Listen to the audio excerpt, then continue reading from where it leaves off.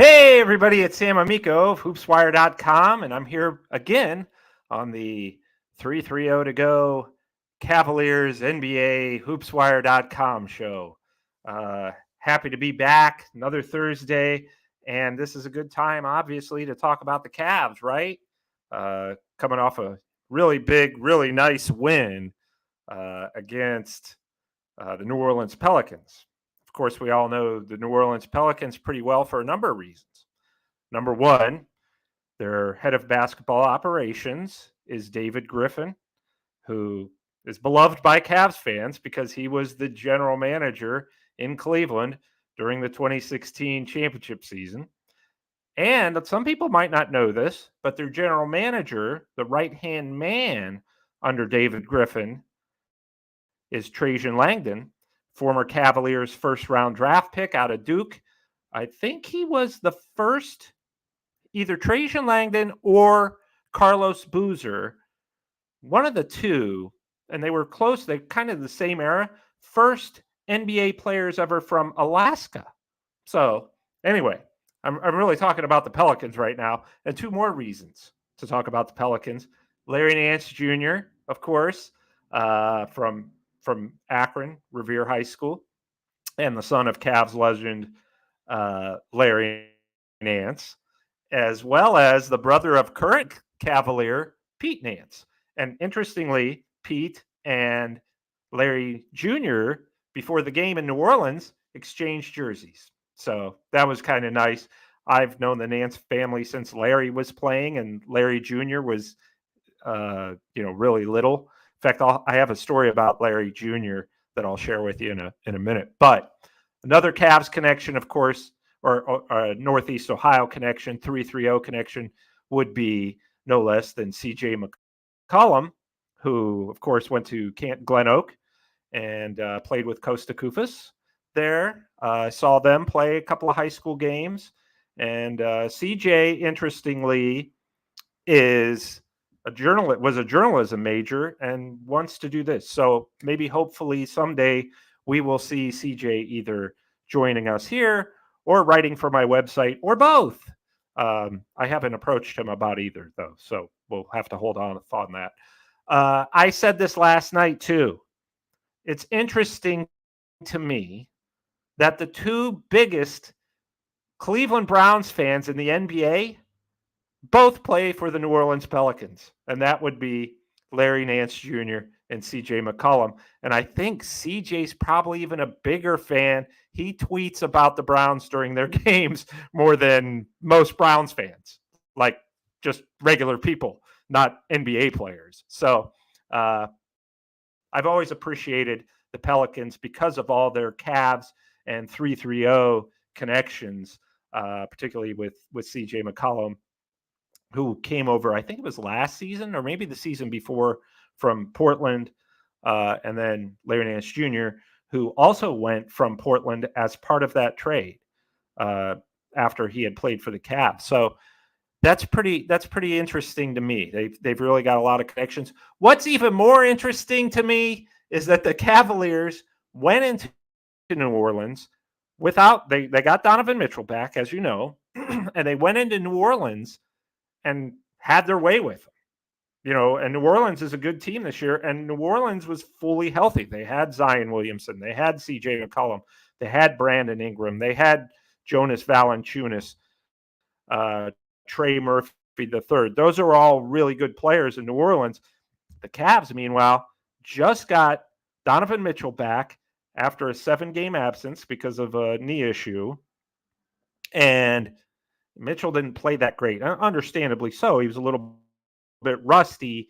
5 of 16 from the field, 14 points. That's not your typical Donovan Mitchell performance. He's averaging 28 points a game, 5th leading scorer in the NBA. But he was just coming back from a knee injury. Darius Garland was fantastic. 27 points, 11 assists. And whenever Garland gets in double digits assists, the Cavs usually win. This year he's done it 3 times. All 3 times since the All-Star break, since he's come back from a broken jaw, the Cavs have won 2 of them. The other one was a 16-point, 11-assist game against the Boston Celtics. So when Garland is getting up there in assist numbers, Cavs tend to do very well. And last night was probably the most shining example of that because the ball moved so well against New Orleans. Cavs were 20 of 45 on three-pointers. Now, remember, they didn't have Max Strus. They didn't have Evan Mobley. And really, to me, that was their most complete effort since the All-Star break, which is to say it's been their most complete effort in about a month. And I think that that's been really something, or that game was really something that they can build on, obviously, because we saw what they did in January when they won 17 of 18.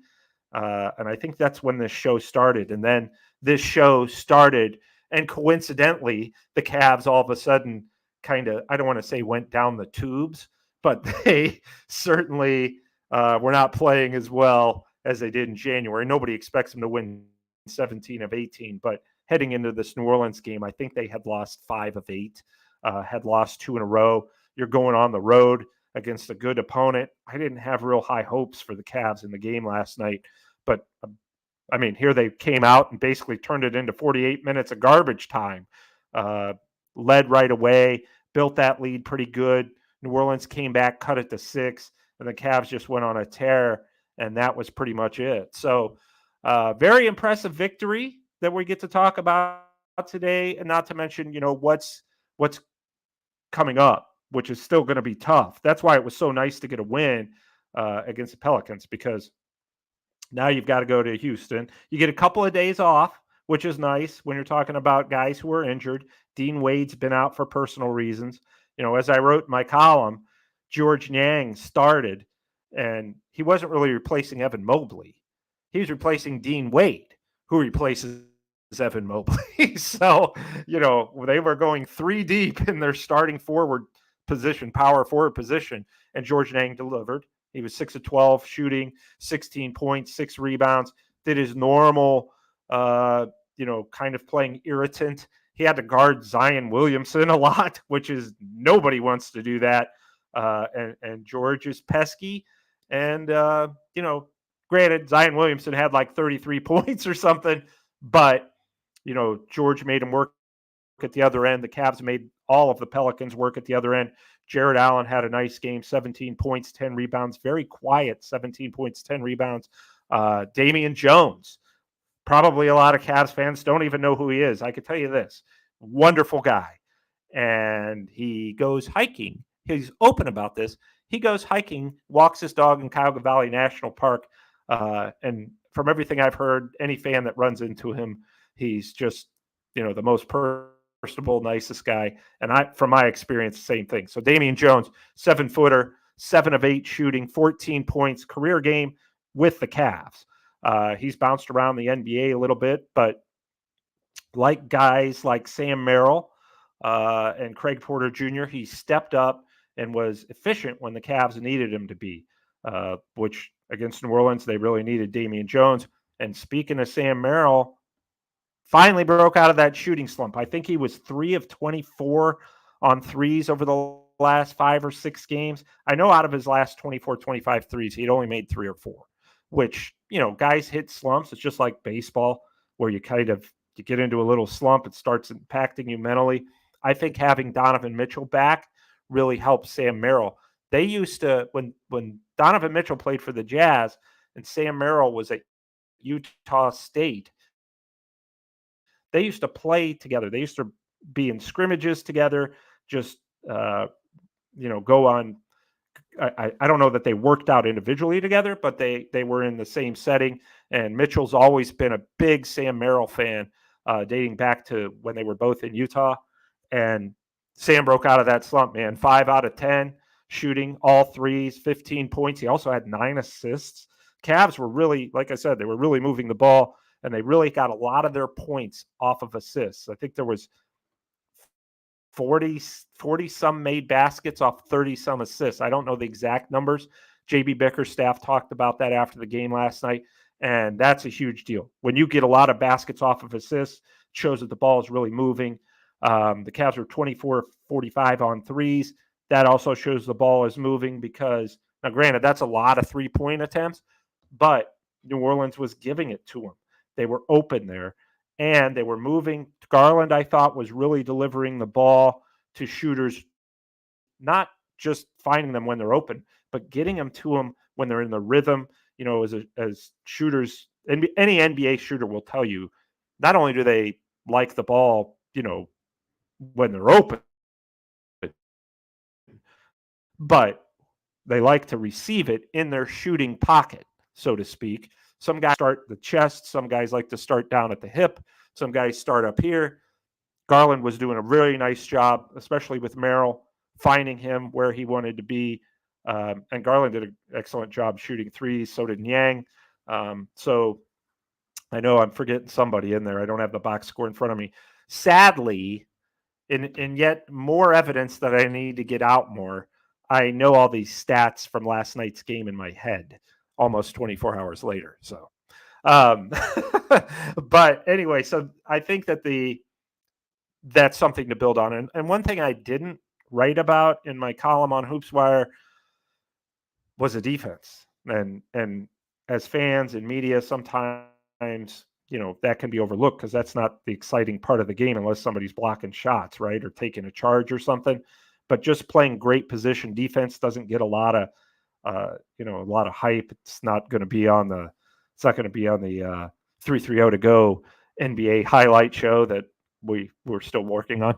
But good defense, it just counts for a lot. And the Cavs have been near the top of the league, especially when healthy. Even when not healthy, they've been near the top of the league defensively. And it's just good position defense. Karis LeVert only had 2 points last night, but he also had 9 assists. Again, and this is LeVert's. LeVert's always been a willing facilitator. This has been his most successful season as a guy who's finding open teammates. He's always worked at it. He's always been willing to do it, but he's just stepped up in that area. Like I said, he only had 2 points, but 9 assists. Isaac Okoro, 7 points, 7 rebounds. And both of those guys, it really, they set the tone defensively. And I think that's such a big deal for them, especially when you have guys like Jared Allen, Damian Jones protecting the basket. Donovan Mitchell does an outstanding job stepping in the passing lanes. And Darius Garland, nobody's ever going to call him a great defender, and that's okay. You don't have to be great. You just got to work at it, show some determination. And I think Darius has done that more than ever this season, almost to the point where maybe his offense suffered a little bit, not since really the All-Star break, but before he got hurt. And when his offense struggles a little bit or suffers a little bit, it's not a big deal because he's doing the job defensively. He's been better at that this year than ever, which is to say he's better than nothing because he really hasn't offered much on the defensive end in the past. But I really like the determination I've seen from him this year. And I think that assistant coach Greg Buckner, in the NBA now, they kind of have the defensive coordinator. I think that's where Greg Buckner comes in, former NBA player himself. And the Cavs defense has been really almost at a franchise high level since JB Bickerstaff and Greg Buckner have really put a lot of focus on that. I would say the last time the Cavs have been this good defensively comparatively was when Mike Brown was coach, and that's basically all he wanted was defense. He didn't care how many points you scored. So, which is no knock against Mike Brown. Obviously, he's evolved, and now the coach of Sacramento Kings, been fantastic. So, hi, Mike. How you doing, Mike? I was on his show yesterday. Hope to have him on at some point here soon. Always need a guest. So if anybody wants to volunteer, more than happy to have you come on. Obviously, I'm more excited about, actual hosts and broadcasters as opposed to my mother. As much as I love her, she probably would volunteer to come on and then just tell me that there's something wrong with my hair. But at any rate, back to the NBA. Let's talk about the Cavs, which their upcoming schedule. So, okay, New Orleans didn't suspect they were going to win that game. They got it, right? and they got it pretty easily, pretty convincingly, which to me, again, is still kind of stunning. I'm sure the Pelicans were stunned, and maybe that was part of the problem for them, was they figured, well, the Cavs, are injury prone or whatever, and you just, maybe it's human nature to let your foot off the pedal a little bit, but the Cavs deserve credit for taking advantage of that. Now you get a couple days off, as I said like 10 minutes ago, but never finished my sentence. And then they play the Houston Rockets on Saturday. Rockets are no joke this year. Used to be everybody's homecoming game, but then they went out. They're probably not going to the playoffs, but they play hard. Dylan Brooks is there. Nobody's favorite when he's on the other team, right? Donovan Mitchell and Dylan Brooks got into it last year. There's the old no love lost there, as they often say, between those two. Very physical player. Dylan Brooks has his pluses. If you're a Rockets fan, you love him. Fred VanVleet, another guy, the point guard that they got from the Raptors during the offseason. They did lose Alperen Sengun, their big man, who's having a career year. They lost him to injury just last week. So, but either way, the Rockets are much improved. Going to Houston is never easy. Road games in the NBA are just never easy. And so, used to be you go into Houston last year, the year before, and it's like, yeah, there's a win. You mark that off the calendar at the beginning of the year, but that's not the case now. So Cavs have the Rockets Saturday. Then they play the Indiana Pacers on Monday. That's Indiana's much improved team, hit or miss. They can really run you off the court. They've run the Cavs off the court a couple times just because they love to push the basketball. You don't really need to worry about them defending, but just, incredibly talented point guard and Tyrese Halliburton, all-star. Miles Turner, their center, borderline all-star. And now they have Pascal Siakam, another borderline all-star power forward they got from the Raptors in January. So, Indiana at their place, never an easy task. Then you get to come home Wednesday and play the defending Eastern Conference champions, Miami Heat. So that's always a difficult task with Jimmy Butler and Tyler Hero when he's healthy. More than anything, the Heat just, they know it's winning time, and they always step it up at winning time. So that's a scary opponent. And then you got to go to Minnesota, which you just beat last week in overtime in Cleveland. And, Minnesota's a beast this year, right? I think Denver just overtook Minnesota last night in the Western Conference standings for first place. Denver's 10-1. The defending champs are 10-1 since the All-Star break.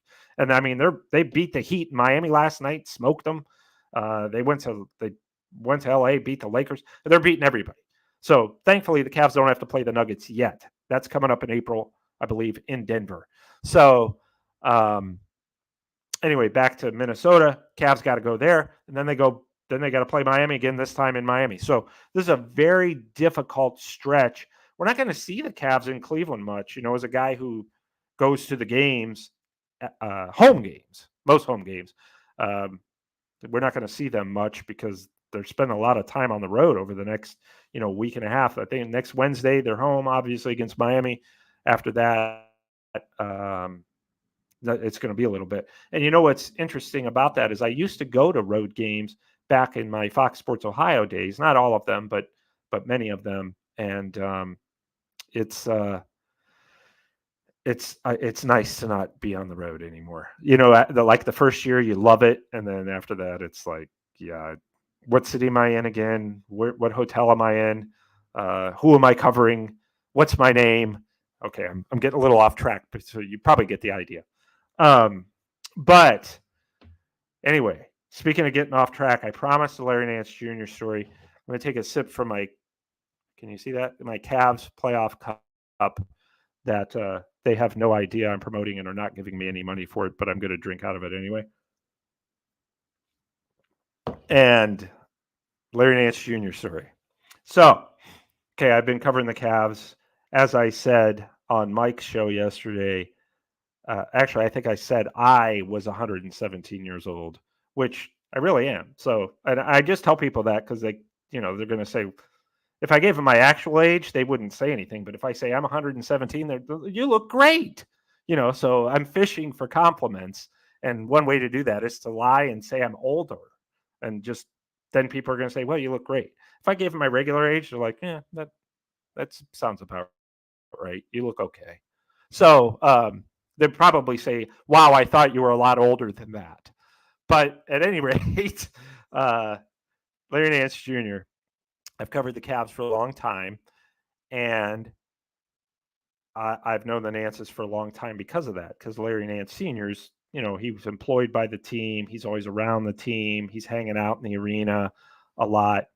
So the first part of this story is Larry Nance Jr. I was covering one of the draft lotteries, that the Cavs were always in when I first started covering them, because it was right after LeBron left the first time.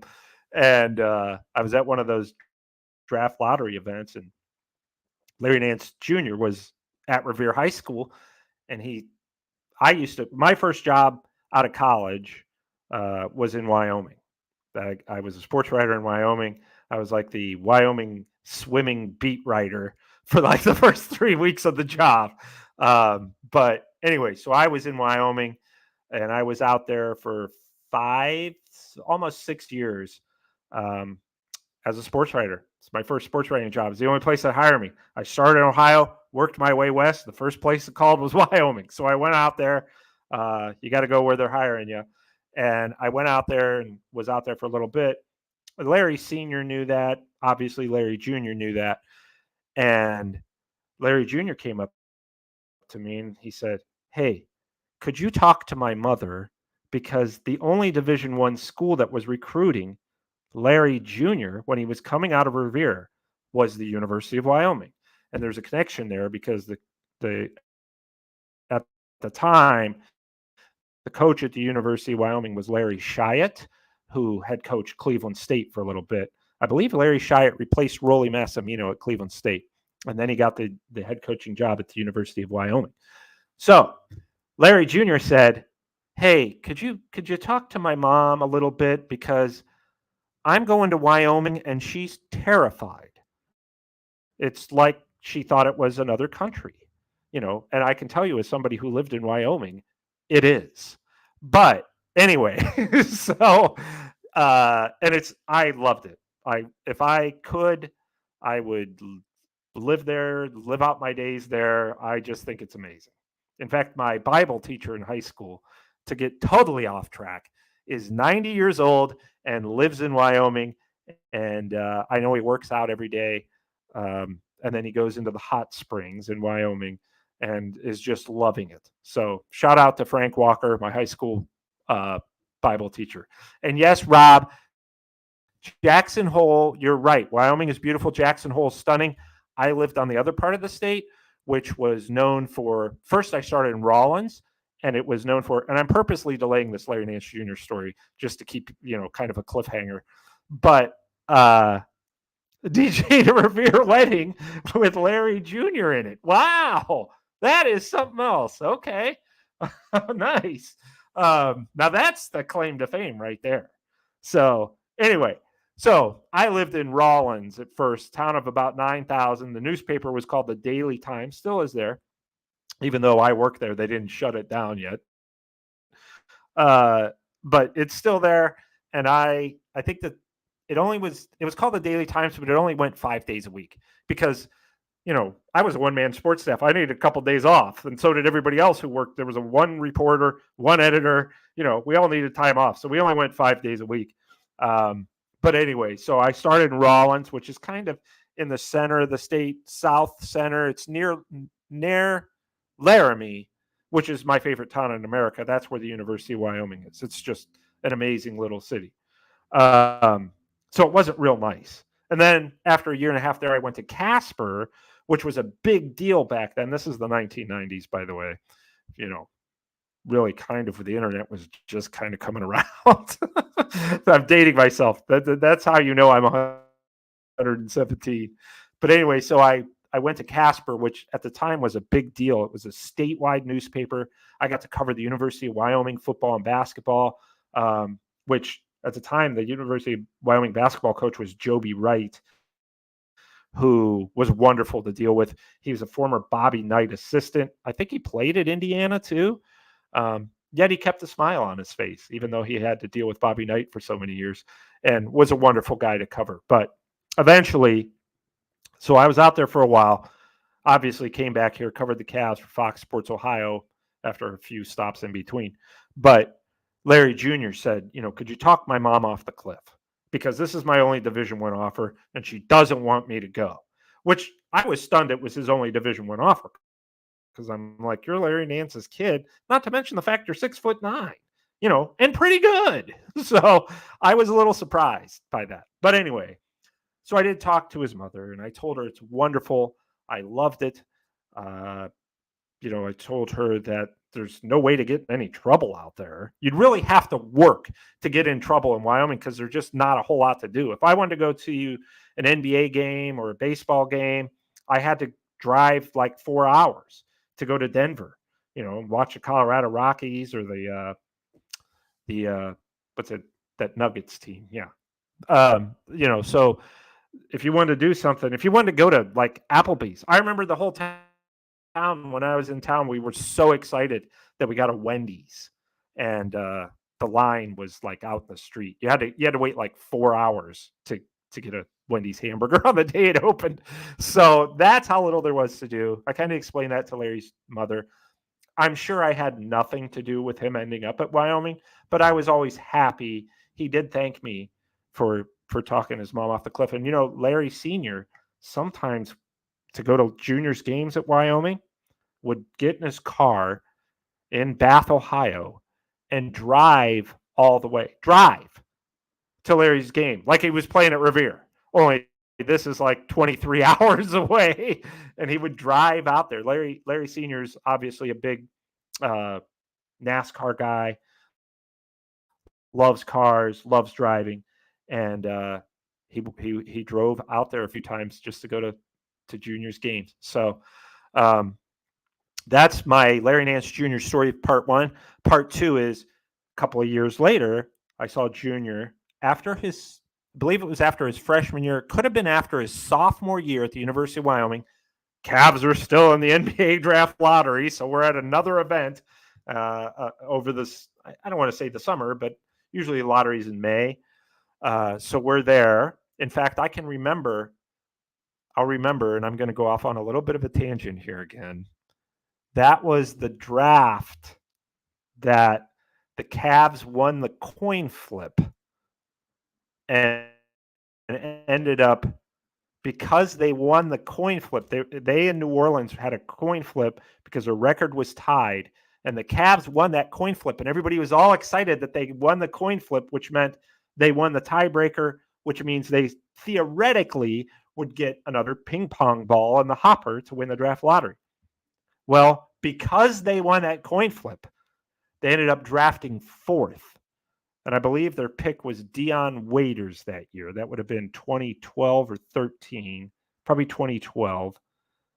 Either way, they won that coin flip and ended up, because they won it, their ping pong ball finished fourth.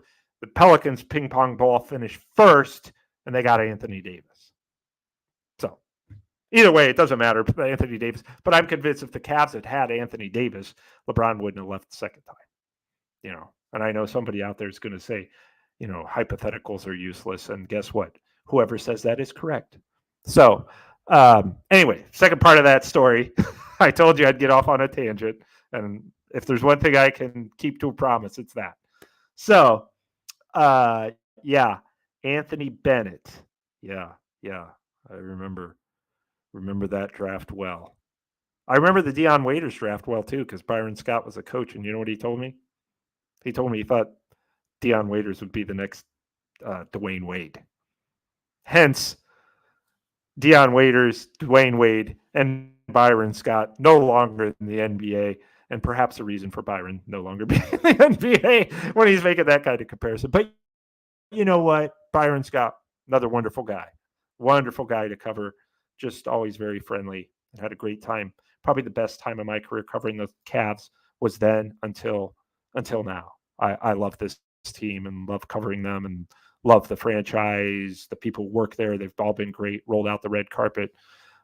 So with that in mind, since I'm sure you're all sitting there thinking, get to the point, Amico, for once. Well, I'm almost there. So I saw Larry Jr. 2 years later, after he's at Wyoming, maybe a year. And I said to him, we were talking about the draft lottery, and I said to him, someday I'll be writing about you. And you know what he said to me? The University of Wyoming. He said, I don't think that's nice of you to say, but I don't think that's in the cards for me. Larry Jr. didn't think he'd be playing in the NBA. A lot of people didn't. When he was at high school, University of Wyoming, he broke his leg at Wyoming and had to miss a lot of time, had to overcome that, come back from that. Wyoming's not exactly a place where the NBA scouts are checking out all the time, or probably never. So the fact that he said, I don't think that's in the cards for me. So yeah, and guess what? I was right and he was wrong, and I remind him of that. I bet he's probably happy that he was wrong. And I will say this, you know what? Larry Jr. and I, when he was playing for the Cavs, I walked in the locker room one time and he said, I was just thinking about you. And I said, well, that makes you and my mother, and I don't really even guarantee her. But I said, and I should just do a full show at bad jokes, because I've got a lot more of those, by the way. But anyway, so here's what Larry Jr. was thinking, and he was right, probably right. I've done the research.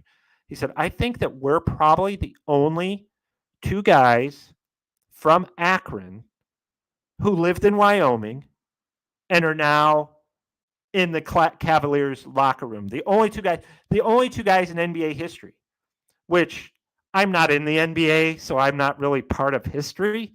However, I got his point. We were probably the only two guys in NBA who were involved in the NBA, who were Akron natives, moved to Wyoming, and then came back and were both employed. I guess I was employed by the NBA for a while because I worked for NBA.com. So we could make that argument. But can't think of anybody else. Anybody else who was from Akron, went to Wyoming, and then ended up not just playing in the NBA, but in the Cavaliers locker room. That would be where I would come in. My NBA career as a player surprisingly never got off the ground. I think, only because there's probably not a lot of 5'9" guys in the NBA. However, and also because I wasn't very good. But that's beside the point. Earl Boykins, Cleveland native, close to the 330 to go area code, 5'5", one of my favorite NBA players of all time.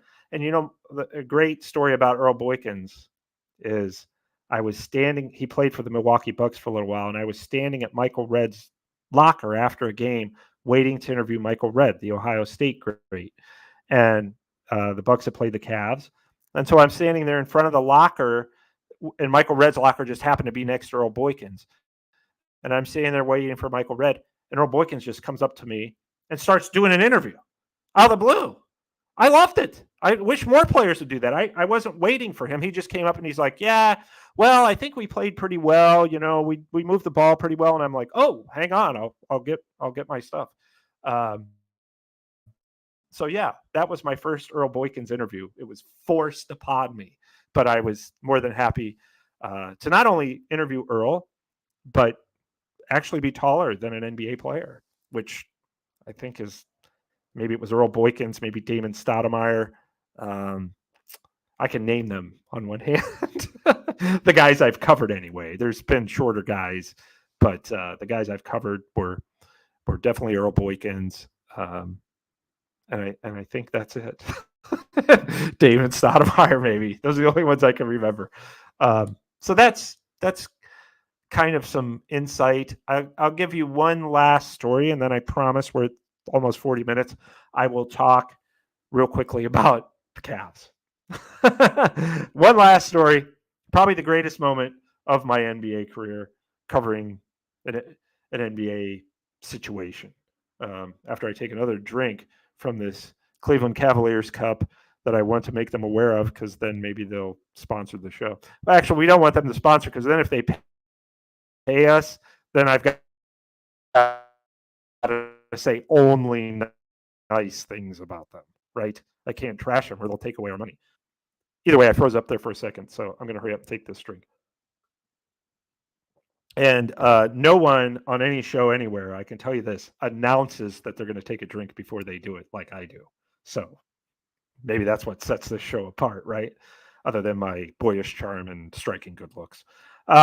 So I think that the best story, one of the best stories that ever happened to me when I was covering the NBA was when Allen Iverson, I'm sure none of you know this or remember it anyway. Maybe some of you do. I bet Rob does. I bet Rob knows this. Allen Iverson played for the Detroit Pistons very briefly late in his career. And I went up to Allen Iverson after a game. He had missed like probably about a month with a back issue.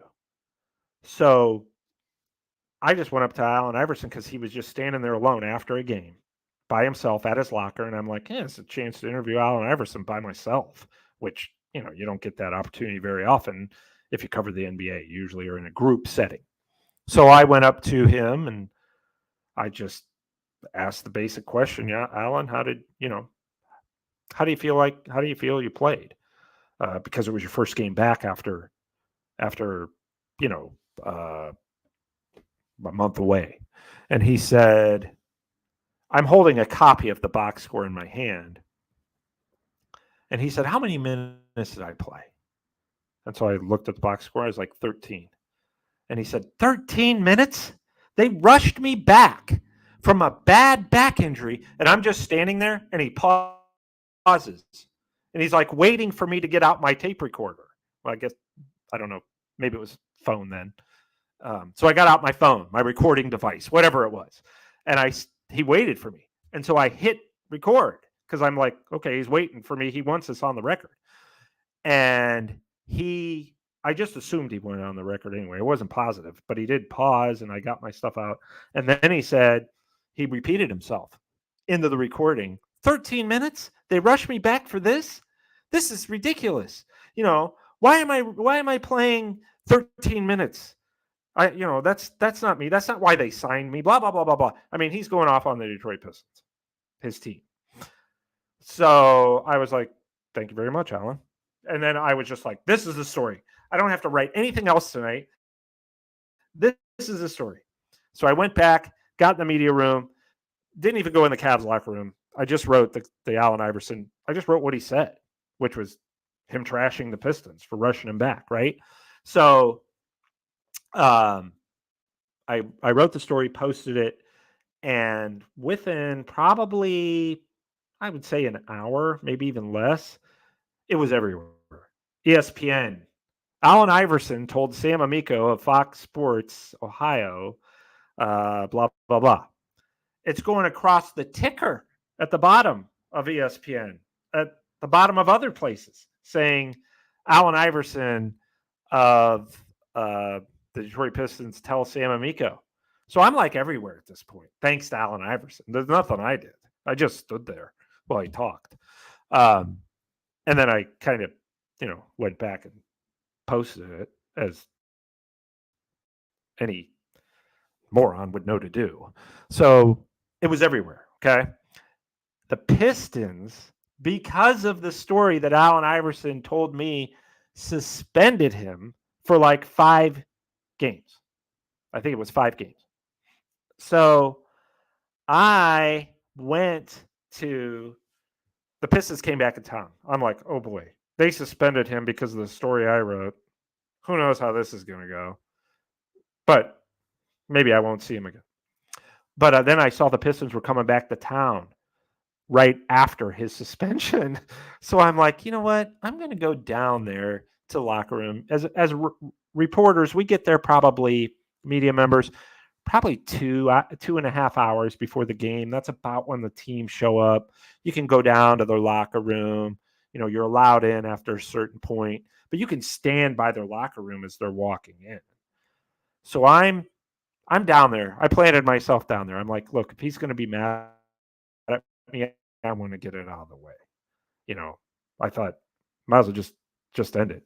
So Allen Iverson is coming in, and I'm standing right by the locker room door. All the Pistons are coming in. I think this was Chauncey Billups, kind of on his last days, Rip Hamilton, all those guys kind of on their last legs. And Allen Iverson clearly on his last legs at that point. So they're all shuffling into the locker room. Allen Iverson's walking past me. He just looks over at me and keeps walking straight ahead. Then he stops. And he backs up a couple steps. He doesn't say a word. He just reaches out the fist to do the fist bump. Like, we're cool. And he smiled at me. He goes, "What's up, man?" And he gave me a fist bump, kept going. So I was in the clear. Allen Iverson wasn't upset with me.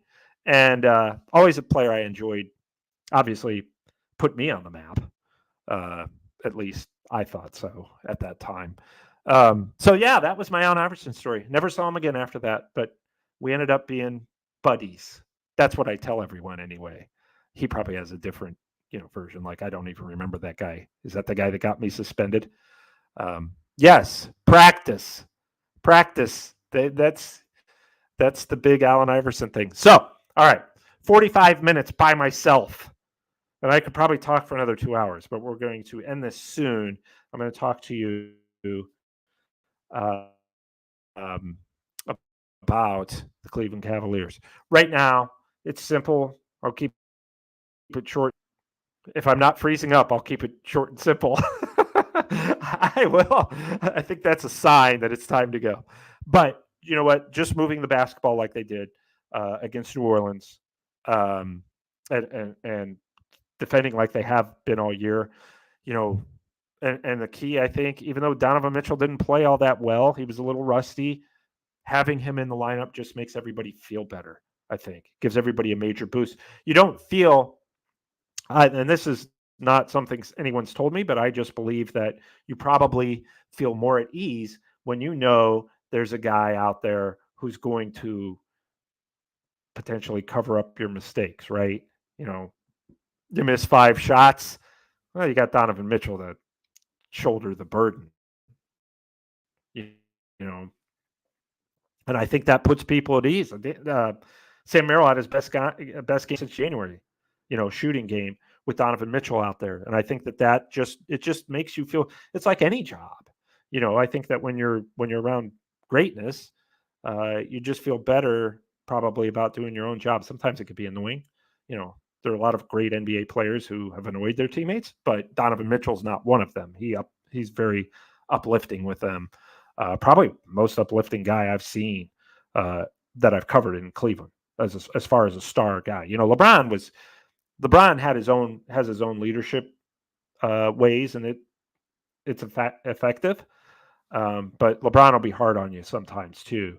I remember the locker room once. Kevin Love said, he was laughing and he said, LeBron's he like alternates weeks when he's mad at me. Kevin Love just kind of telling me this in private, but it's been a while now, so I can share it. He said, LeBron alternates weeks when he gets mad. It's either me or Kyrie. And he said, and this week, and Love's laughing. And he says, this week it's Kyrie's week. And I look over at Kyrie. He pointed over at Kyrie, and Kyrie's like button up his shirt. He's all mad after a game, getting dressed, and was just like pouting and just not in a good way. And then what was so funny about that story is, like, the next week I went in there and Kevin Love was getting dressed like that, and Kyrie was all happy and having fun. So that was kind of LeBron's leadership style. Maybe still is with the Lakers. I don't know. But anyway. So we've hit the 45-minute mark. if you've been with me this long, thank you so much. I could go on forever. I have a great time telling NBA stories. I love you guys for joining. It's just and really allowing me to do this and hoopswire.com. I mean, that's the whole reason I'm able to do that. So is the fact that people are willing to read. Hopefully I give you a break from the stress of everyday life. That's kind of the mission of sports writing, in my opinion, is to help you forget about it, to serve as a welcome distraction. And the teams that we cover also, I believe, are those. So thank you so much for joining. We'll talk Cavs again next week. We'll all work together on this. I'll drink out of it every week until they, we can say only nice things about them for money, right? We'll keep it our secret. But we will be following along. Tough schedule. Be real interesting to see where we are next week after games at Houston, Indiana, and then home against Miami. And then next Thursday, we'll be back at 6:00. And of course, you can watch the show anytime, as long as they don't cancel me or take me down. Where you can watch whenever you'd like. So, with that in mind, thanks so much for joining and listening to my NBA stories. And we will talk to you next week.